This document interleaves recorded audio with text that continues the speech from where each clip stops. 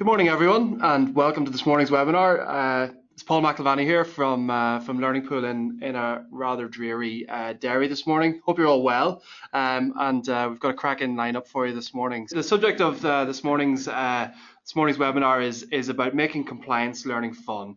Let's face it.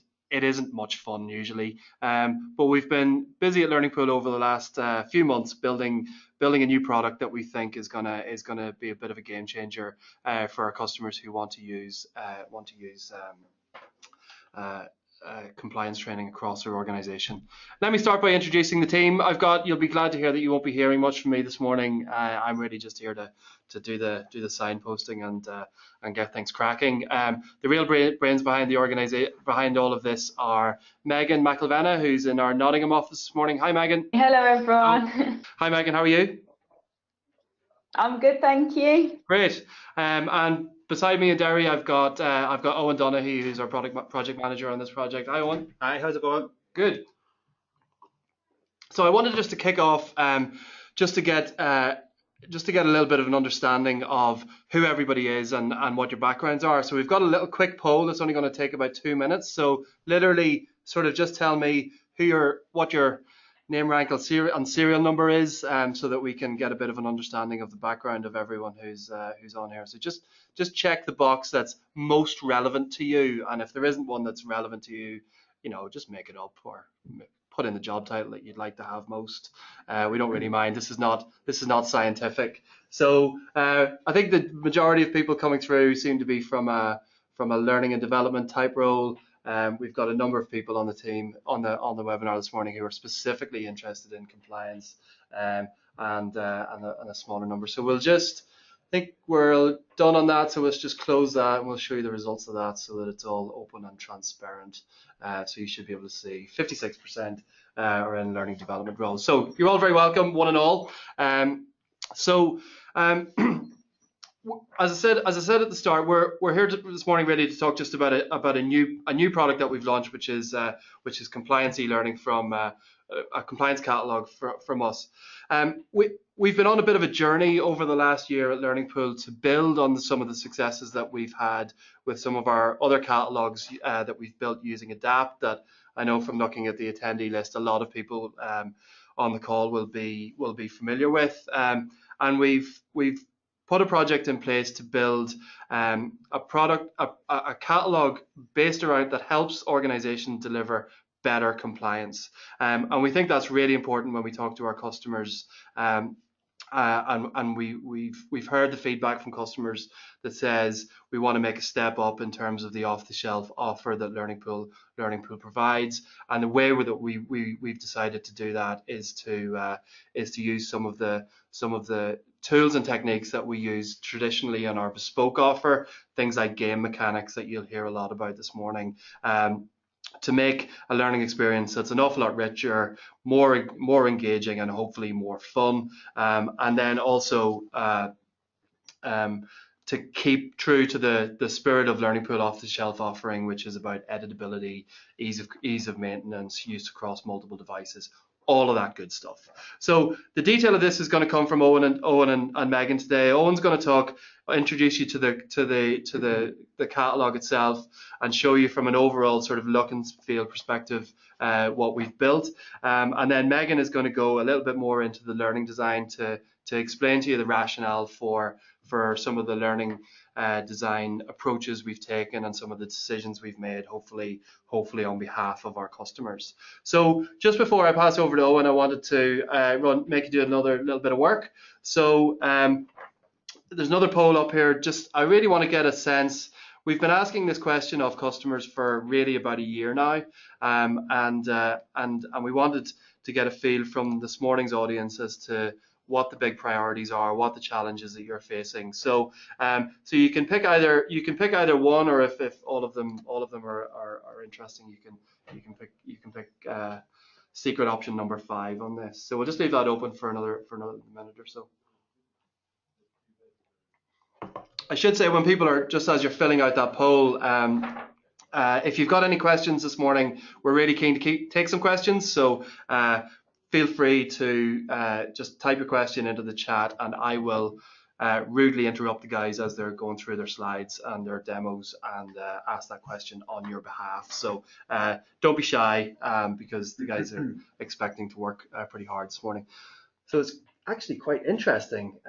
So we're, yeah, okay. So I think about 87% of people have voted. So let's just close that. And so that's just on screen for you. There is are the results of the poll. So it's quite interesting. You know, big focus on changing behavior, which is one of the criticisms I think of compliance programs in the past, is that while they may tick the box and get the right get the reports filled out, they don't actually change the behavior of the organization. But I think probably the biggest one is all of the above in terms of your responses, and I think that certainly reflects what we're seeing. So I mean, Owen, in terms of that poll and how that leads into what you want to talk about this morning, people are looking to change behavior. So yeah, what do you got for me? Well, it's definitely some interesting results there, but hopefully we'll be able to alleviate some of the issues that people have historically had around compliance training with this new suite of courses that we've produced. And those things that were mentioned on that particular poll were the things that we kind of were bearing in mind whenever we produced this stuff, as the challenges that people faced and the challenges that we needed to help them overcome. So hopefully we're going to show some stuff this morning that might help people to overcome those challenges and engage their learners more. I think that's what the key to most of those things is. So I'll take over from here. Thanks very much to Paul for the introduction. So this is all about the grand unveiling, really, of Learning Pool's content autumn-winter collection for 2017. Megan and myself are going to be your catwalk models this morning, but don't let that put you off. So our roles, as Paul alluded to... I think there's good and bad in that. Well, maybe, yeah. Megan be the good and I would be the bad. So our roles have been that I've been kind of project managing the whole thing through from inception to completion when we eventually get there. And Megan's been overseeing the learning design and making sure it all meets a certain standard of excellence. So I'll talk a little bit more about the catalogue in general and more about our production priorities and what our focus has been as we've gone through this, and then I'll hand over to Megan. So first of all, what is it? So it's our compliance pack is going to be 17 adapt modules that will offer a high-end premium learning experience for any subscribers. We're calling it compliance learning, and it covers stuff that all organizations need to have boxed off. So that's stuff like information security and health and safety, diversity, and all that sort of stuff. So what we're trying to achieve with it, really, well, there are a lot of compliance products on the market, but we kind of identified 4 main areas where we thought we could produce something a bit different to the other stuff that we've seen out there and bring this catalog up to the next level. So the first one of those is we wanted to infuse the learning with a very high standard of learning design and graphic design. So we've really got the creative juices flowing for this and come up with a fully immersive narrative for each of the modules, where the learner will have mysteries to solve or a mission to complete within each module. We think that this will help with learner engagement and achieve buy-in to topics that people might ordinarily find a little bit dry or be turned off by. The second thing is that we wanted to incorporate aspects of gamification. So our experience tells us that well-designed learning games generally lead to a better learning experience. So this compliance catalog will use game-based thinking and game-based mechanics and aesthetics to help engage and motivate learners again. So it's really just about grabbing attention and with that increasing knowledge retention. As well as the gaming techniques, we've adopted a slightly different tone with these modules than people might be used to with compliance learning. So it's a bit more friendly and conversational. And again, that helps to turn ordinarily dry and unappealing subject matter into something a bit more enjoyable. The third thing on the list there is editability. So with all Learning Pool catalogs, the content, as with all Learning Pool catalogs, the content will be ready to use directly off the shelf if you so wish. but is also fully customizable. So subscribers can rebrand and edit each module to their own specification if they like. And because they're all created in Adapt, they're also fully web responsive and can be used across all devices, which is also a vital aspect. And the fourth big priority there is around accreditation. So there's a core of 7 modules within the pack, which I'll go on to show in a moment. And these will come recommended by the Institute of Leadership and Management. So each of these core titles is mapped to those ILM standards, and that gives the learners the foundation to integrate into a fully accredited program if they so wish. So combining those elements, immersive game design, accreditation, and editability, we think, or we hope, raises the bar in terms of our content. To be honest, we've been pretty happy with the results so far. So what will you get? These are the 17 titles that I talked about.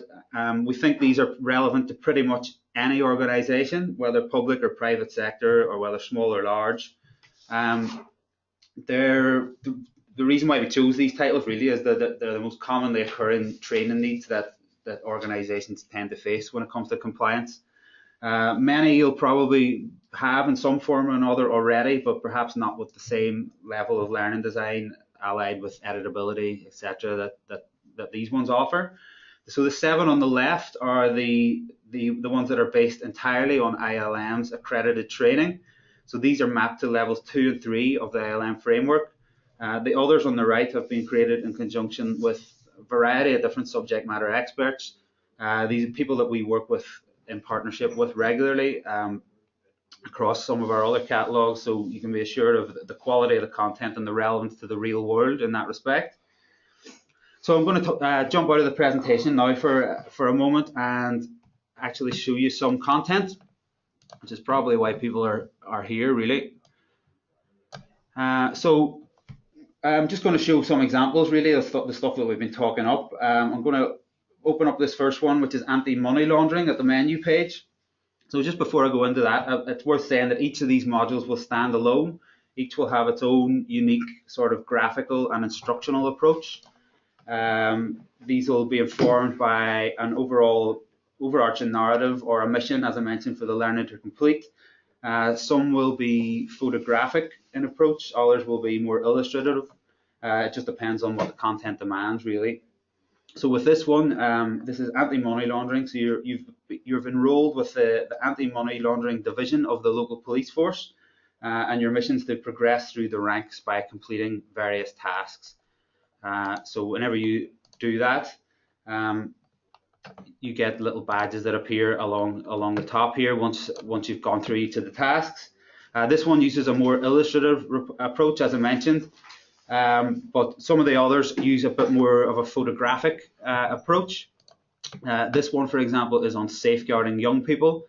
It's a bit more of a sober topic, shall we say?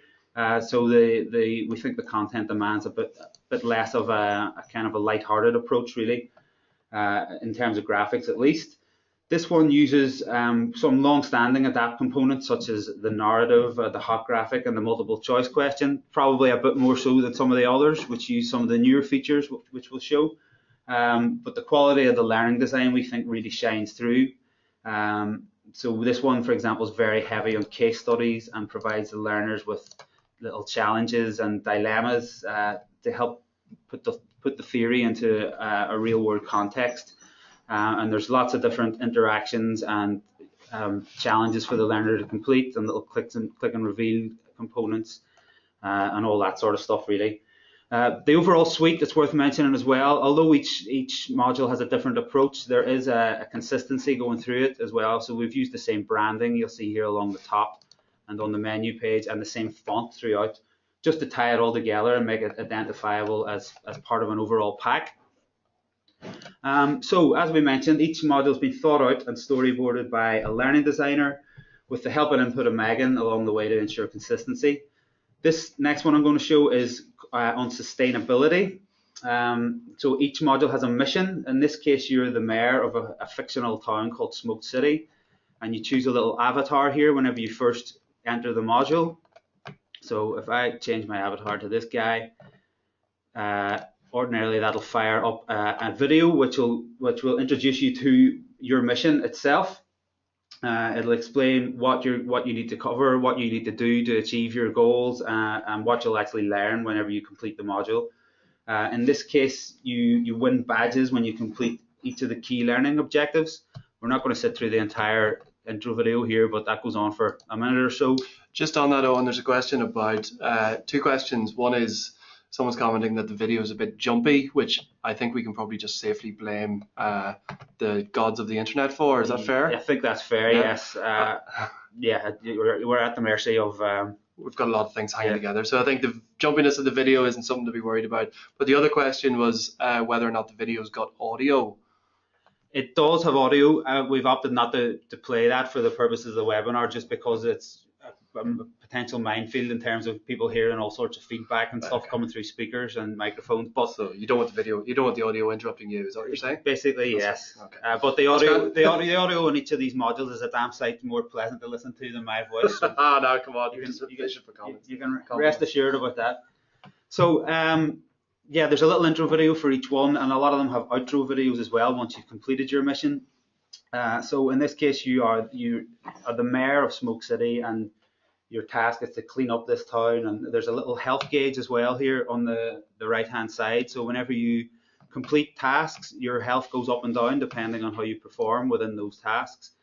You have your little avatar here, which helps you through as you go through and complete the content, recapping what you've learned and then introducing the next topic, whatever that happens to be. So those little aspects of learning design that we've written in here, we think really help to keep learners' engagement, really. I think that's the main thing, the main message that we can take away from all of this stuff.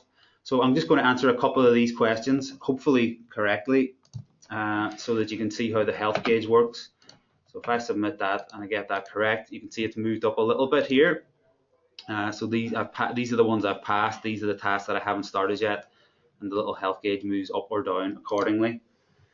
So the last one I'm going to show here before I hand over is called Understanding Workplace Information Systems. Again, this one's got an introductory video, which helps kind of achieve buy-in for the learner as well. So in this case, they're in the position of someone who has set up a small bookkeeping business. She's called Gloria, and she must deal with the challenges around record keeping and managing information and all the associated legislation and stuff that comes along with that as the company progresses. So all of these modules will have these types of character-based case studies to root the learning in the real world and help contextualize what people actually need to do to meet the objectives of each topic. So the last thing I wanted to show here on this one was the assessment. Each of these modules has an assessment at the end of 8 questions.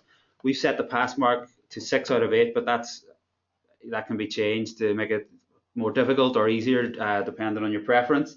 At the end of the day, this stuff, although we're trying to make it fun, it still is compliance training. So, you still need to see results and make sure that people are actually, passing this stuff. So I'm just going to run through the questions here and hopefully get them all right, because I've been through this module so many times that I'll be incredibly disappointed with myself if I didn't get any, if I got any wrong. 3, 4, 5. And then we'll just show you how that feeds into the results and then the outro animation for this particular module. So if I submit those answers, I've got 8 out of 8. You can see that Gloria's big move has been achieved, and then you see this little outro video, which just kind of helps to wrap things up really and bring the narrative to a conclusion. And again, this all helps with engaging the learner and keeping them hooked.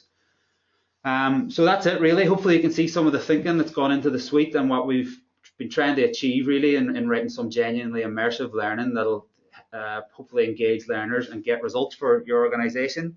I'm going to hand over to Megan now, who's going to take a look at some of the specifics with regard to one of the other titles that we haven't shown yet in the suite. So over to you, Megan. I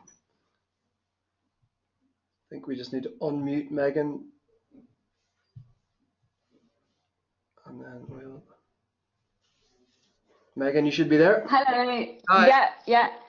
Hi. Thanks for that, Owen.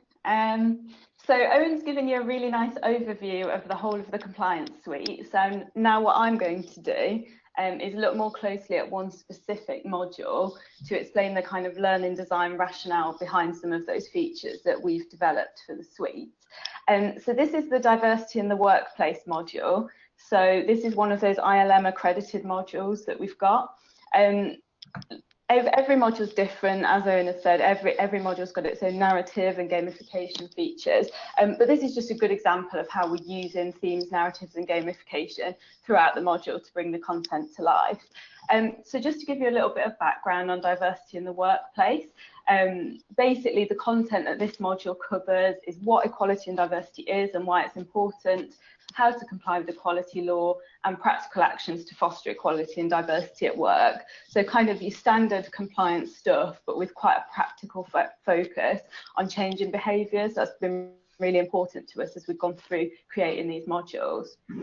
So the narrative around which the module is centred is a workplace that we've called Luxton Lettings. Now, Luxton Lettings is a letting agency that's kind of a bit backward thinking. Equality and diversity practice isn't great, not because they're necessarily malevolent, but just because they're a little bit unaware of the law and how they should put that into practice. So the learner's mission with this module is to bring the workplace into the modern age of equality and diversity. So as the learner works through the module, they'll meet a cast of characters and have the chance to collect anagram badges by completing practical activities, and I'll talk about those badges a little bit more in a bit.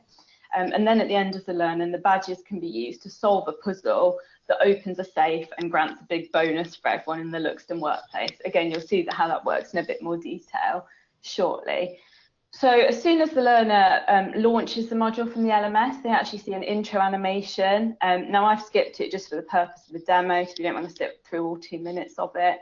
But I'll quickly just give you a little taster of what that animation looks like. So as with the other animations that Owen has showed you, this will have voiceover audio and music, which I've just muted for the purpose of the demo. But if you do want to have a look at the animations in full, then you can have a little sneak preview on our Showcase LMS site, which you can sign up for a trial for online. So the purpose of the animation is to kind of act as a hook at the beginning of each module to get learners engaged with the training right from the start. So instead of just launching them into content that's a load of text on the screen, this nice little video is just a really engaging, nice way to start the training. The intro animations also have the advantage of allowing us to present our fictional workplaces or narratives, characters, and to explain to the learner how any gamification features work as well. And we can do that all up front before we actually go into the menu. And then the outro extension also has a similar function in that it can wrap up training nicely without being within a specific topic. So it's kind of up front before the menu and to conclude after the menu. So we'll just skip through the rest of that animation and go back to the menu page. So you can see here that all of the topics are unlocked currently. In the actual modules themselves, most of them will be locked down, so you have to go through the topics in a sequential order. That just tends to work better with the narrative and with tracking completion and things like that. So as with all the modules, we've included loads and loads of activities throughout diversity in the workplace. So I'll just show you a quick example of one of those activities. So this is a fairly simple multiple choice question using one of the long-standing ADAPT components. The difference is we've tried to frame all the activities in a really practical way. So in this example, you're tasked with actually helping one of our characters in the workplace to understand diversity so that he can then go on to make appropriate decisions. So it's quite practically focused. You're actually helping people to change their behaviour in a realistic workplace rather than just asking abstract questions. So if I answer that question here and press submit, we get some feedback. And then you can see here at the top right of the screen that there's a little pop-up telling me that I've achieved my first badge. So the badge is quite an important part of this module. Every time the learner completes an activity successfully, they'll earn a badge, and they can view their badges at any time by selecting this icon at the top right here, which shows a panel featuring which badges they've won and which ones are yet to achieve. So we'll talk a little bit more about those shortly as well. The good thing about having the badges is it's an incentive to really understand the content. So you know, people have got a reason to perform well in the activities as they go through the training, as well as in the assessment at the end. So they're more likely to engage with the content, to do well in those activities. Also, if a learner gets an activity wrong the first time, they can try again to try and achieve a badge. And because there's something that they can achieve by trying again, they're more likely to actually do that. Right, so next I want to show you another one of the activity components that we've got in this module. So this is in the second topic. So we'll just scroll down to that activity. So this is actually one of the new components that we've developed for ADAPT, especially for this suite, and that will be reusable in the future as well. So this is a component that we call the yes/no component. And what it does is it asks learners to make a series of quick fire decisions under time pressure, basically. So you can see the timer counting down here. So you've got a 1 minute time limit in this instance on completing the activity. That can be changed depending on the actual content. And basically the learner's presented with a series of images. In this case, we've just added text in to represent different items of legislation that may or may not apply to diversity, and they must press the buttons here to decide, in this instance, whether or not they are actually relevant, those pieces of legislation. So you can see now that as we get down to 10 seconds, the timer starts flashing. So that's giving a real sense of urgency to the activity. So I've finished now and I've got my feedback. If you did run out of time, basically you wouldn't be allowed to complete the activity. So that time pressure just adds a nice kind of gamified feel to the training, which engages people's attention and also makes them more likely to remember the correct answers when they're given them afterwards. In this instance, we've used the feedback to give the content, and because it's been quite an attention-grabbing activity, then the idea is that the learner will find that content more memorable. And you can see here as well that there's a reset button which allows the learner to try again. So like I was saying earlier, if you don't achieve the badge the first time round, you can try again, have another go at achieving the badge. So that's more likely to encourage learners to have another go at the activities, really solidifying their understanding of the content. Right, so obviously badges are a fun thing to collect in their own right, gives a little bit of a sense of achievement through the training, but with this module we actually went one step further with the badges and used them to tie into a kind of greater mission of the module that's introduced up front. So you may have noticed that each of the badges that you collect has an associated letter. So the badges that you've managed to attain, you'll be able to see the letter for, and those badges that you haven't managed to attain, you can't see the letter for. So this ties in with the whole notion of them being anagram badges. So basically, when you get to the final topic of the learning, which is this one I've got open now, you can use the letters of the badges that you've managed to achieve, and you need to rearrange them to form a password to the safe. And the safe is part of the narrative of the module. If you open the safe, you manage to release everyone's annual bonus, everyone's really happy. So obviously, the more letters that you've managed to collect, the easier that activity will be. So in this instance, I do actually know the answer, so I can type it in here and then submit that, and then I know that I've achieved my mission for the module. So obviously the more letters that you've got, the easier that end mission will become. So that's an even more greater incentive to collect as many badges as possible.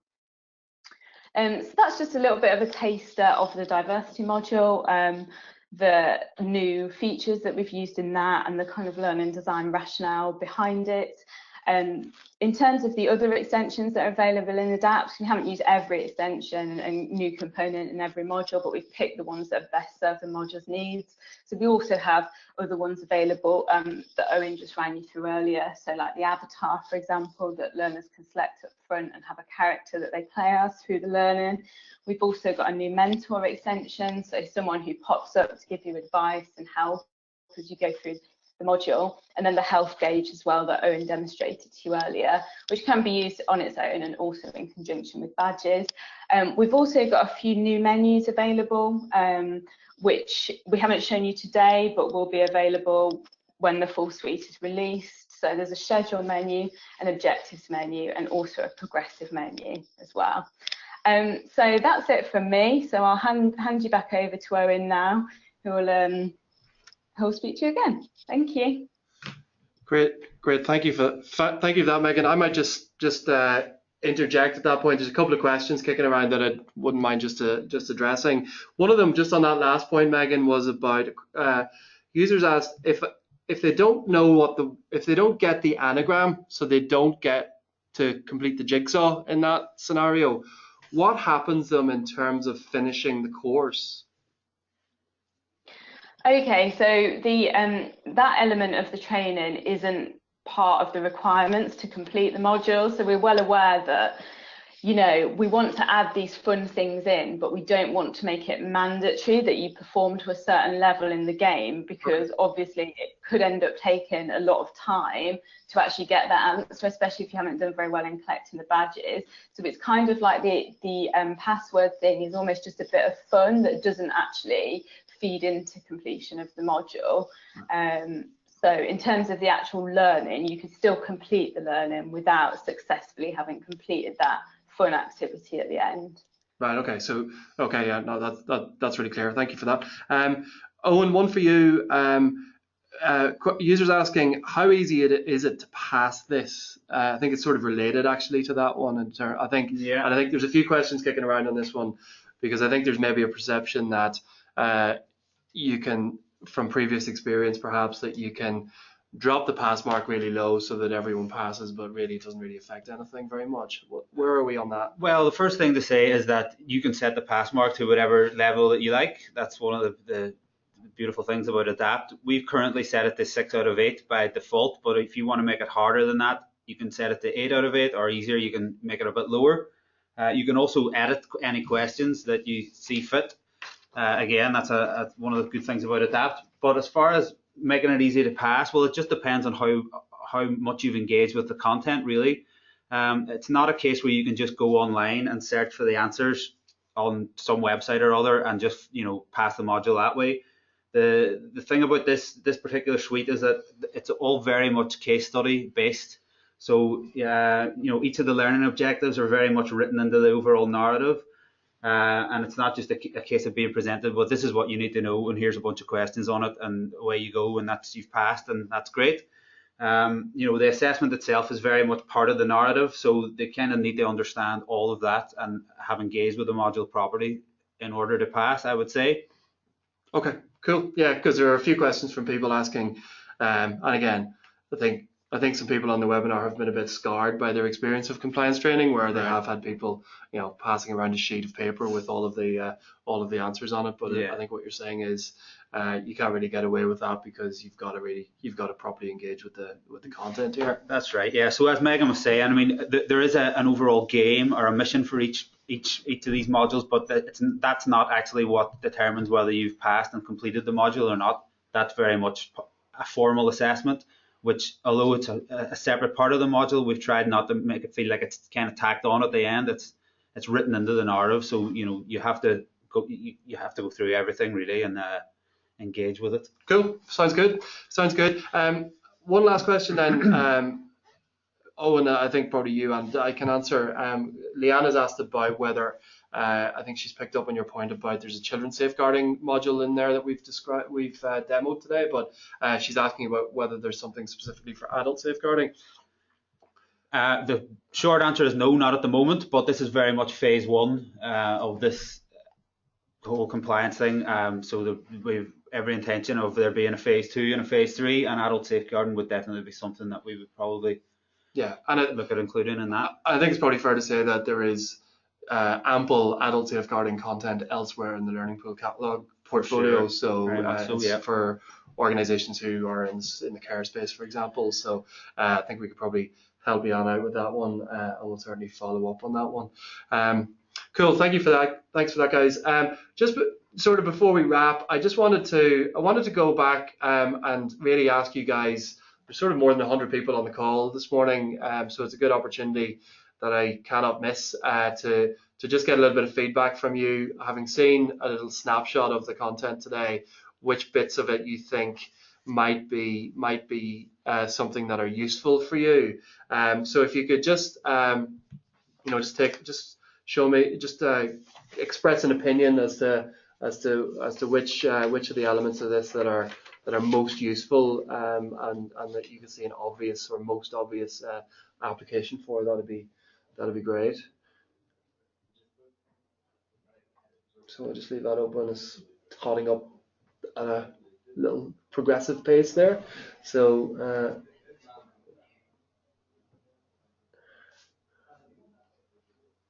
the bad thing about these polls, of course, is that the panelists can't answer. So you have to get a genuinely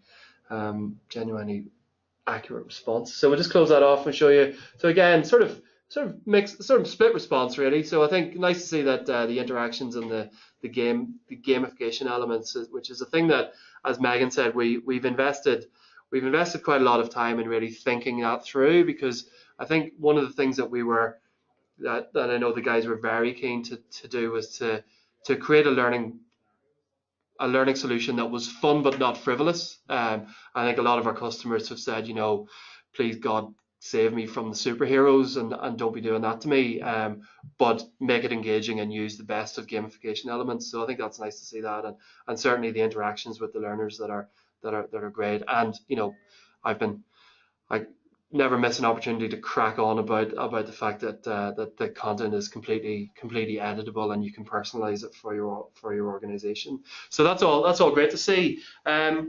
So let me check if there's any more questions on the list. I mean, we will, if there are specific questions on there that we haven't got to today, we will do our best to follow up individually with the people who are sort of interested in that.